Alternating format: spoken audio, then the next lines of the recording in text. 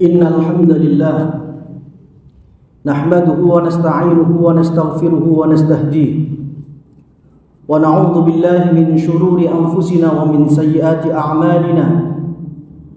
Man yahdihillahu fala mudilla lahu wa man yudlilhu fala hadiya lahu. Ashhadu an la ilaha illallah wa ashhadu anna sayyidana wa nabiyyana Muhammadan abduhu wa rasuluhu la nabiyya ba'dahu. Allahumma salli wa sallim ala sayyidina Muhammadin wa ala alihi wa sahbihi ajma'in, amma ba'd. Ya ayyuhalladzina amanu taqullaha haqqa tuqatih wa la tamutunna illa wa antum muslimun. Ma'asyiral muslimin, jamaah salat Jumat Masjid As-Salam Urima Surabaya rahimakumullah. Marilah momentum yang mulia ini kita gunakan sebaik mungkin untuk meningkatkan kualitas takwa kita ke hadrat Allah Subhanahu wa taala. Kita pegang teguh keimanan kita dan jangan sampai kita meninggal dunia di luar kalimat la ilaha illallah Muhammadur Rasulullah. Hadirin yang saya hormati, keliru, salah besar ketika kita menduga atau persepsi kita bahwa Rasulullah sallallahu alaihi wasallam adalah sosok yang kehidupannya hanya berkutat pada salat, zikir, baca Quran, salat lagi, zikir lagi, baca Quran lagi selama 24 jam. Salah besar. Siti Aisyah radhiyallahu anha mengatakan, yang mana kalimat beliau dikutip oleh Syekh Ali Al-Jurjawi dalam kitab Hikmatut Tashri' wa Falsafatuhu. Kana Rasulullah sallallahu alaihi wasallam yuhadditsuna wa nuhadditsu. Rasulullah sallallahu alaihi wasallam itu ngobrol dengan kami dan kami pun ngobrol dengan Rasulullah. Namun ketika datang waktu salat, Rasulullah sallallahu alaihi wasallam seakan-akan tidak kenal dengan kami karena beliau langsung fokus menghadap Allah Subhanahu wa taala untuk ibadah salat. Namun di luar itu selesai salat, Rasulullah sallallahu alaihi wasallam juga bercengkrama, berbicara, ngobrol dengan istri beliau, dengan sahabat beliau, dengan tetangga beliau. Bahkan kehidupan Rasulullah sallallahu alaihi wasallam sangat dinamis. Ketika kita membaca kitab Asy-Syama'il Al-Muhammadiyah karya Imam At-Tirmidzi, yang mana ada satu babun fi mizahi Rasulillah sallallahu alaihi wasallam, bab khusus tentang candaan atau guyonan Rasulullah sallallahu alaihi wasallam. Rasulullah sallallahu alaihi wasallam seperti halnya yang sering kita baca atau kita dengarkan dari para guru ustadz-ustadz kita. Pernah suatu ketika ada salah seorang ibu-ibu yang sudah tua. Beliau meminta doa kepada Rasulullah agar didoakan beliau masuk surga. Namun Rasulullah sallallahu alaihi wasallam mengatakan bahwa surga tidak ada perempuan tua seperti jenengan wahai ibu. Lalu ibu tadi menangis dan Rasulullah mengatakan, "Qullaha," katakan kepada ibu tadi bahwa maksudku adalah surga itu tidak dihuni oleh perempuan-perempuan tua, karena perempuan-perempuan di surga kelak akan dijadikan oleh Allah Subhanahu wa taala muda kembali. Inna ansha'nahunna insya'a faja'alnahunna abkara urban atraba. Beliau mengutip kemudian surat Al-Waqi'ah ayat 35 sampai 38. Rasulullah sallallahu alaihi wasallam juga pernah didatangi oleh salah seorang sahabat. Sahabat ini hendak melakukan perjalanan jauh, ma'asyiral muslimin, sehingga butuh kendaraan. Sahabat tadi meminta kepada Rasulullah sallallahu alaihi wasallam, "Rasul, berikanlah aku onta yang bisa aku gunakan untuk perjalanan jauh." Kata Rasulullah sallallahu alaihi wasallam, "Baik, akan aku berikan engkau anak onta. Tunggu sebentar." Rasulullah sallallahu alaihi wasallam memerintahkan salah seorang sahabat untuk mengambil onta yang berbadan besar, yang bisa menempuh perjalanan yang sangat jauh diberikan kepada sahabat yang meminta tadi. Lalu sahabat yang meminta tadi, kata engkau tadi anak onta wahai Rasul. Kenapa onta besar? Rasulullah sallallahu alaihi wasallam kemudian mengatakan, "Fahal talidul ibila? Fahal talidul ibila illa nuq?" Bukankah onta juga melahirkan anak onta? Meskipun onta ini besar, bukankah dia juga anak onta? Rasulullah sallallahu alaihi wasallam juga pernah bercanda dengan Abu Hurairah radhiyallahu anhu. Ketika seusai salat Isya, Abu Hurairah menunggu ada sahabat yang mengajak dia makan malam.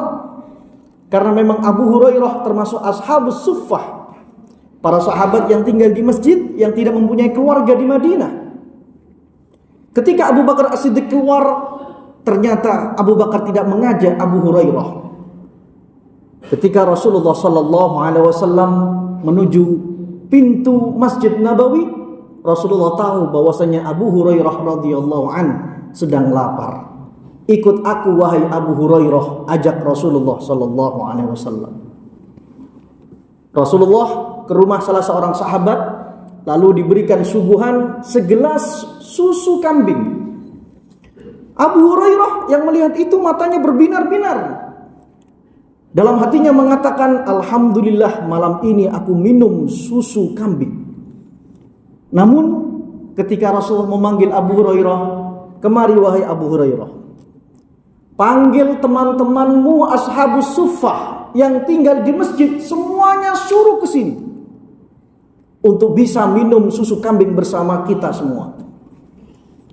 Ternyata Abu Hurairah dugaannya meleset. Dia mau tidak mau harus sami'na wa ata'na kepada Rasulullah. Dia mengajak para sahabatnya. Ada beberapa orang yang ada di Masjid Nabawi saat itu untuk minum susu kambing di rumah sahabat yang menjamu Rasulullah tadi.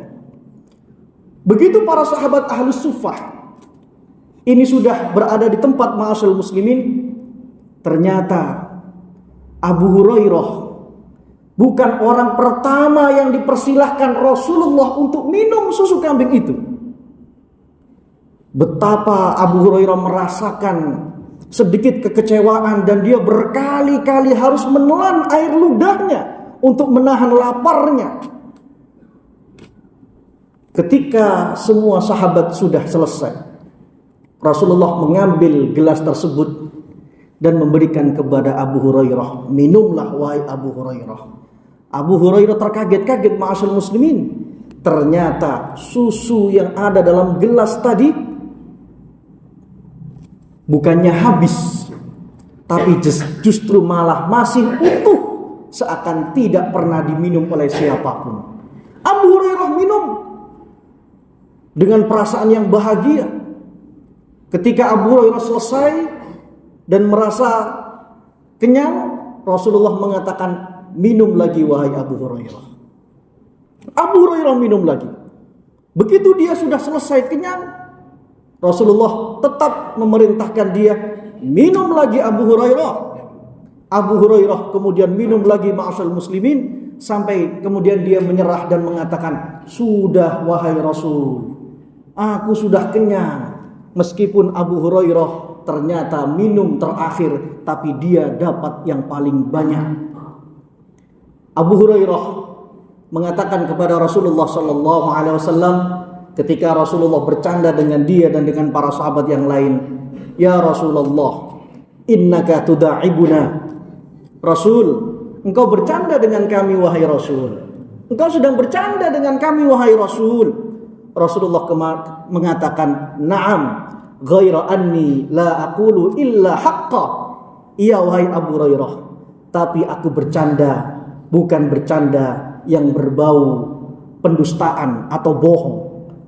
Candaan-candaanku, ucapan-ucapanku adalah kebenaran yang tidak ada dibumbui dengan kebohongan. Hadirin rahimakumullah, ternyata kehidupan Rasulullah sallallahu alaihi wasallam sangat dinamis sekali. Beliau juga bercanda. Namun bercanda beliau, bercanda yang benar, yang penuh dengan adab, yang tidak merendahkan orang lain, yang tidak dibumbui dengan kebohongan-kebohongan. Terlebih mohon maaf apabila kami para ustadz berceramah, khutbah, mau'izatul hasanah, kajian, haram hukumnya bercanda dengan kisah-kisah kebohongan hanya untuk agar jamaah tertawa dan tertarik dengan pembahasan kajian kami. Haram hukumnya, ma'asyiral muslimin.